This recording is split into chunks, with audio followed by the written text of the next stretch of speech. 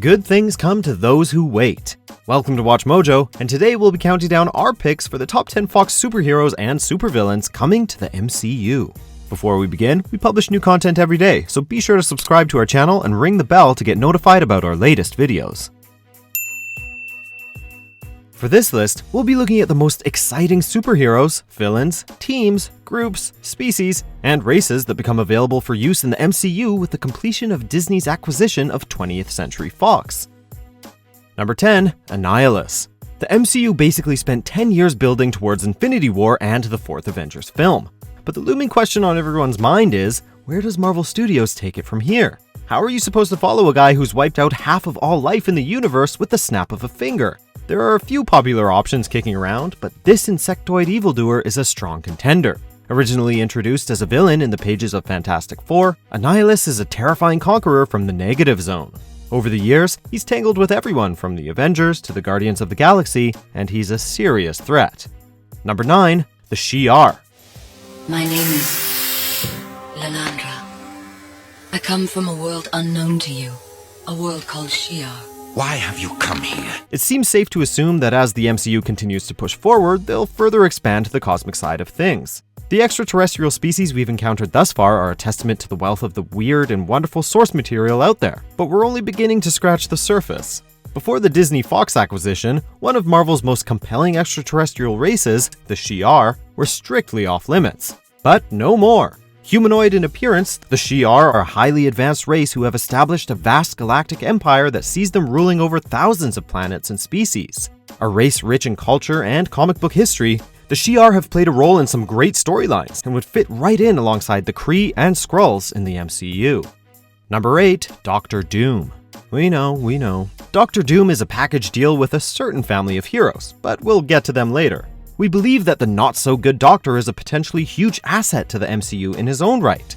As one of Earth's most brilliant and complex villains, Doom is the sort of antagonist who you can't help but love. He's brilliant, scientific, a fierce idealist, and an intimidating leader who commands respect, even from his foes. In short, he's exactly the sort of villain that we'd love to see face off against Tony Stark and company. He's been dragged through the cinematic muck twice already, so it's about time he's given the MCU treatment. Number 7. Super-Skrull. Sure, we might be getting ahead of ourselves, but hey, MCU architect Kevin Feige is always planning ahead, and if he can think long-term, why can't we do the same?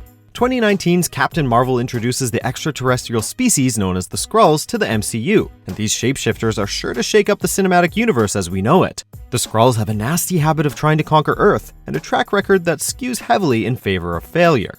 After being defeated one too many times, the Skrull Empire imbued one of their greatest warriors with the combined powers of Marvel's first family.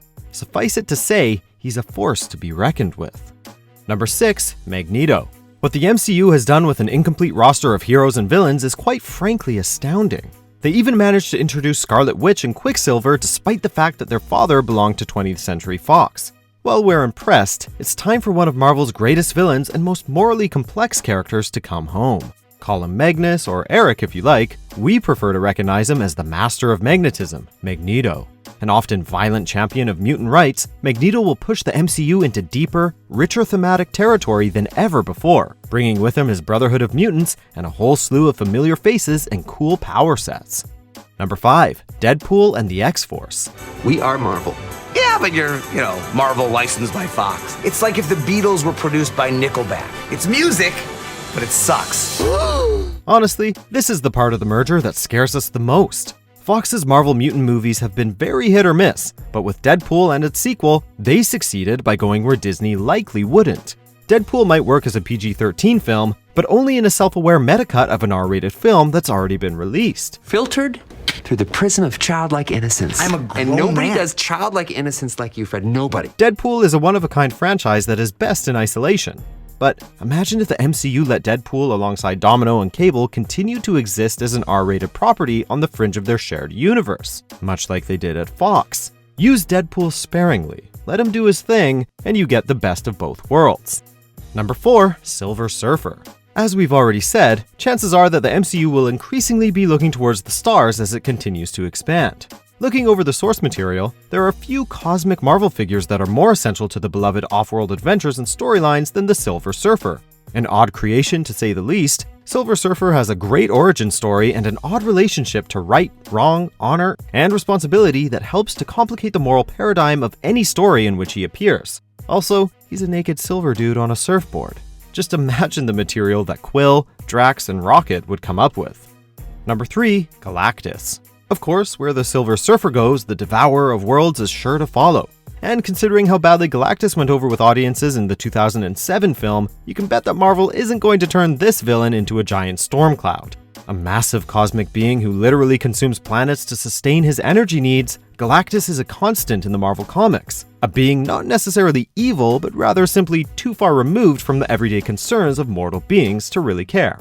Done right though, Galactus would be an incredible addition to the MCU.